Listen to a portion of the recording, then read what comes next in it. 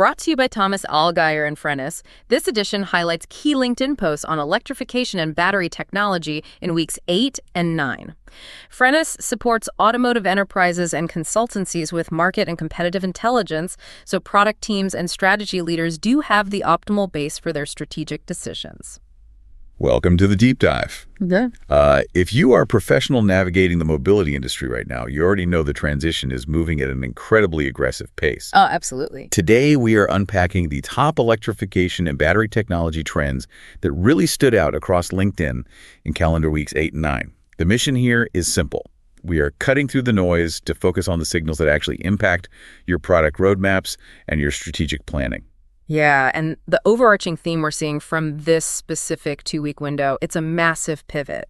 We are clearly moving from conceptual slideware to hard operational deployments in the field. Finally. Right. And to give you a clear roadmap for this deep dive, we have clustered today's insights into 4 strategic areas.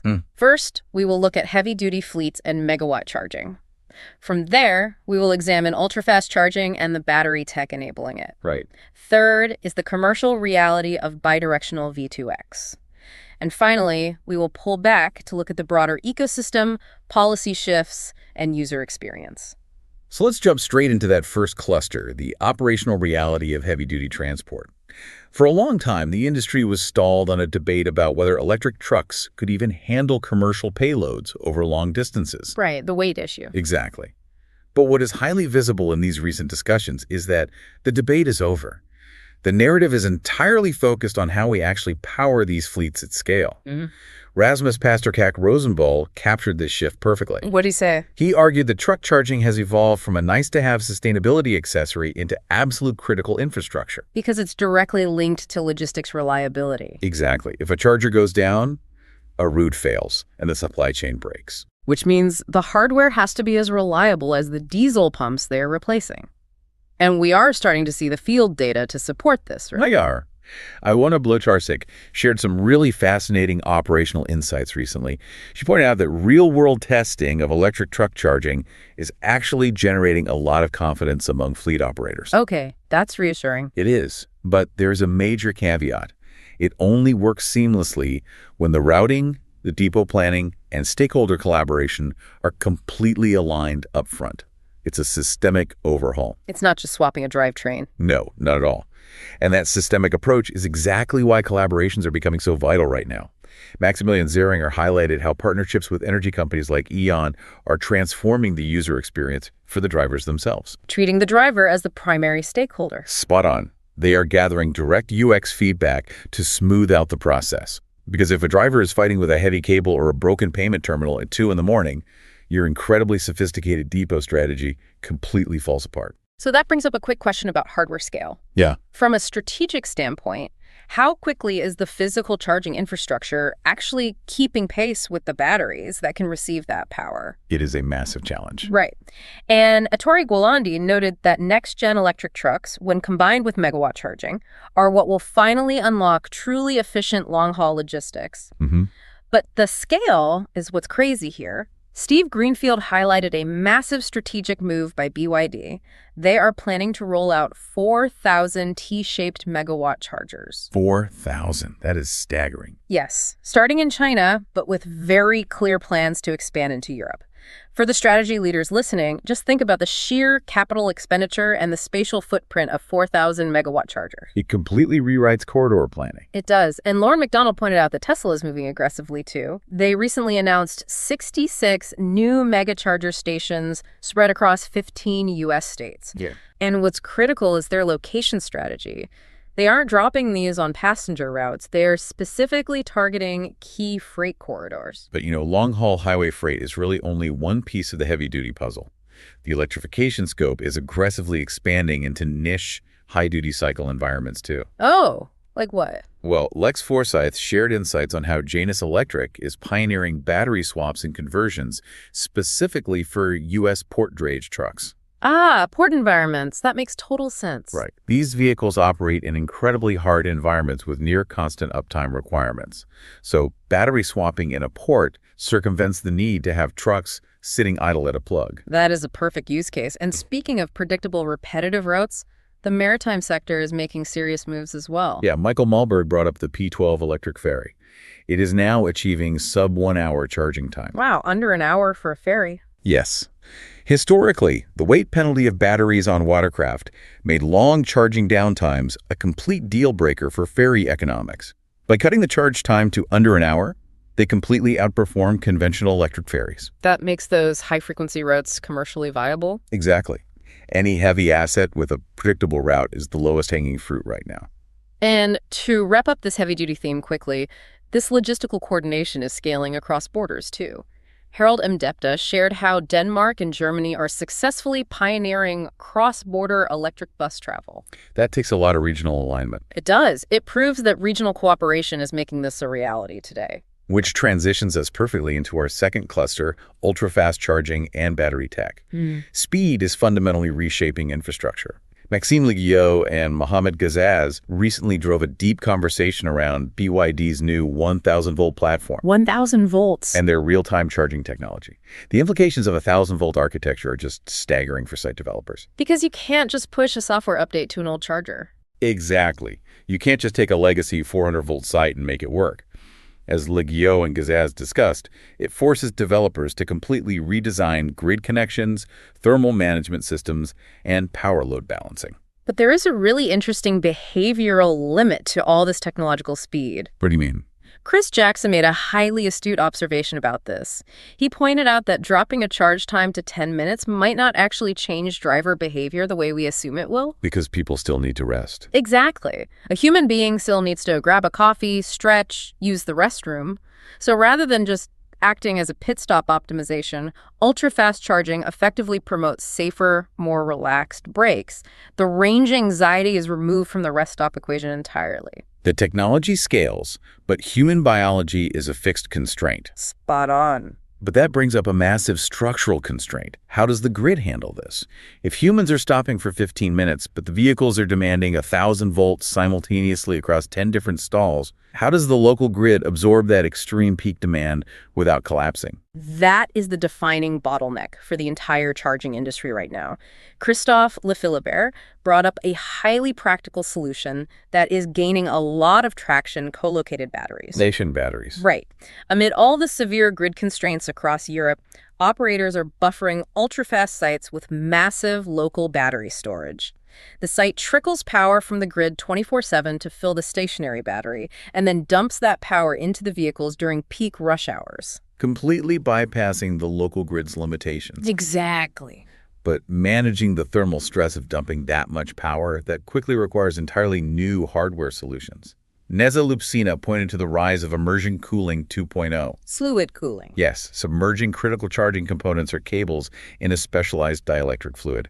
It solves the performance and safety bottlenecks where traditional air or liquid cooling simply cannot dissipate the heat fast enough. The battery chemistry itself has to evolve to handle that influx of power, too. Geisy highlighted the recent announcements around Toyota's solid-state batteries. The holy grail of battery tech. It really is. For product teams looking at the long-term roadmap, solid-state promises to enable that extreme rapid charging while simultaneously maintaining long range and higher energy density. However, those batteries still have to operate in the real world, facing severe environmental variables. Hissam Vahib shared a recent study out of Finland demonstrating that cold climates measurably accelerate battery degradation. Which is a critical data point for any manufacturer planning thermal systems for Nordic or North American markets. Yeah, absolutely. But the industry is getting better at educating users on how to handle those variables. Countering some of the anxiety around cold weather operations, Rami Saveri provided some highly practical reassurance. What did he suggest? He noted that charging electric cars while the heating system is actively running is completely safe and effective in the cold.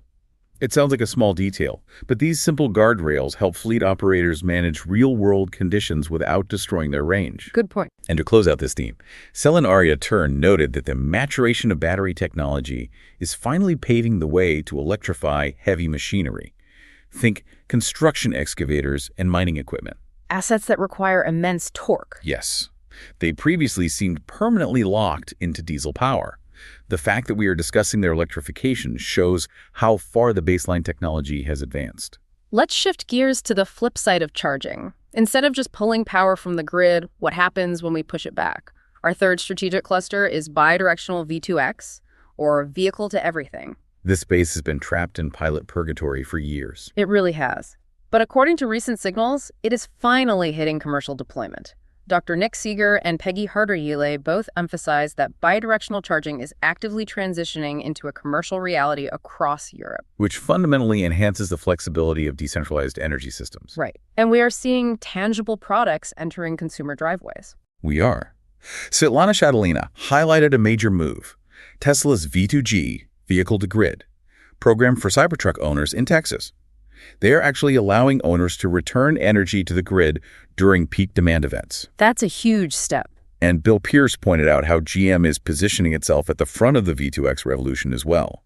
They are integrating EVs directly into home energy systems to provide household resilience during blackouts. This is a major strategic pivot for OEMs. They are no longer just selling a mobility asset. No, they are selling a decentralized power plant. And grid operators are desperately relying on these mobile power plants. Huberto van Buiten gave a pretty stark warning regarding the situation in the Netherlands. The grid congestion risks there are so severe that it is urging a remarkably swift integration of V2G, specifically targeting commercial fleets. Because fleets have predictable dwell times. Exactly. Grid operators need them to act as system flexibility tools to prevent localized blackouts. But to make that work at a consumer level, the financial incentives have to be crystal clear.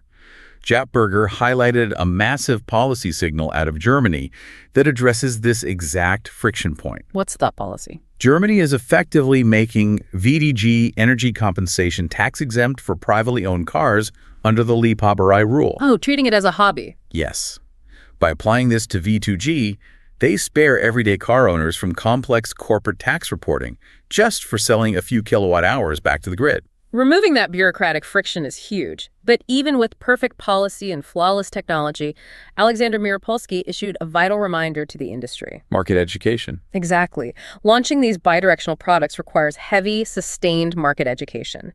Product teams must deeply understand customer needs and anxieties. If a homeowner doesn't explicitly understand the financial benefit or the battery degradation protections, the most advanced V2G tech in the world will just sit parked and underutilized. That is a perfect bridge into our fourth and final strategic cluster ecosystem, policy and user experience.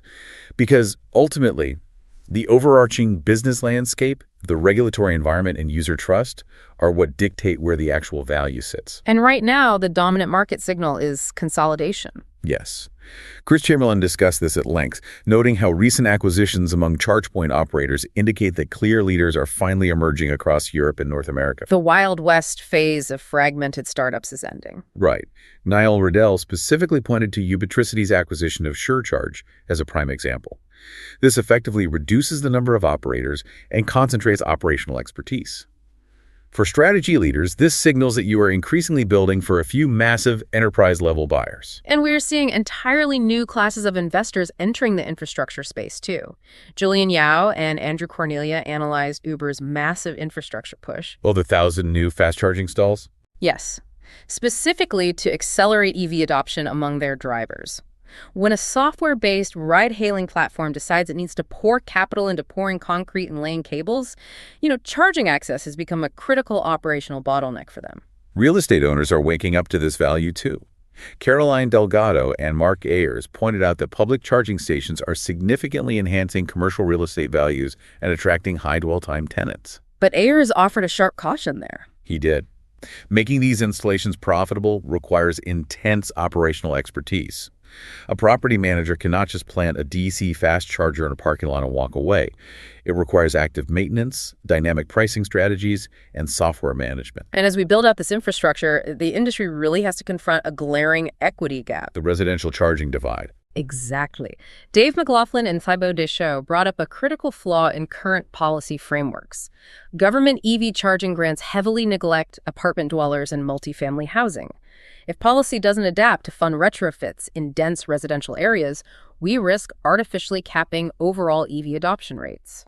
It is fascinating to contrast those legacy infrastructure challenges in Western markets with what is happening globally, though. Morris Oguna provided a brilliant insight into the African market. What are they doing differently? He noted that Africa is rapidly innovating its own unique EV infrastructure solutions. completely tailored to local conditions and grid constraints. In many ways, they are surpassing traditional Western models by leapfrogging the legacy grid issues we are fighting to retrofit. That adaptability brings us back to the core of user adoption software and the user experience. Nezar Deva argued a crucial point that strategy teams need to internalize. The future of EV charging relies on predictability, not just peak kilowatt speed. Predictability is the foundation of user trust. Yes. Casper H. Rasmussen discussed how Monta's EV charger performance rankings are targeting this exact metric. By revealing the most reliable chargers, they enhance user trust. Drivers will willingly route to a slightly slower station if they know with absolute certainty that the software will authorize the charge and the cable will work. And securing that predictable experience requires open, robust software standards. Yulia Zabutska and Maturi Anagal highlighted a major regulatory shift on this front. South Australia recently mandated OCBC 2.1 for all new EV chargers. Mandating open software protocol? Yes, it ensures any charging hardware can securely communicate with any back-end network. The fact that a government is mandating this specific protocol means open, secure interoperability is no longer just a nice-to-have feature. It is becoming a strict regulatory requirement that will likely influence global compliance trends. If you enjoyed this episode, new episodes drop every 2 weeks. Also check out our other editions on future mobility and market evolution, next-gen vehicle intelligence, and commercial fleet insights. Thank you for joining us for this deep dive. Make sure you subscribe so you catch our next analysis of the mobility sector. But before you log off and get back to your roadmaps, we want to leave you with one final provocative thought to take back to your teams. Let's hear it. We discussed the massive potential of V2G earlier. Well, Jamie Sands recently pointed out that the sheer volume of overnight EV fleet charging is actively shifting grid demand peaks, which is completely jeopardizing traditional depot energy strategies. Okay. So connect those two realities. If commercial fleets are drawing so much power that they are entirely shifting our grid's demand peaks into the middle of the night, are our mobility depots destined to become the most critical decentralized power plants of the next decade? It completely changes how we value logistics real estate. It really does. Something to think about. Yeah. We will see you next time.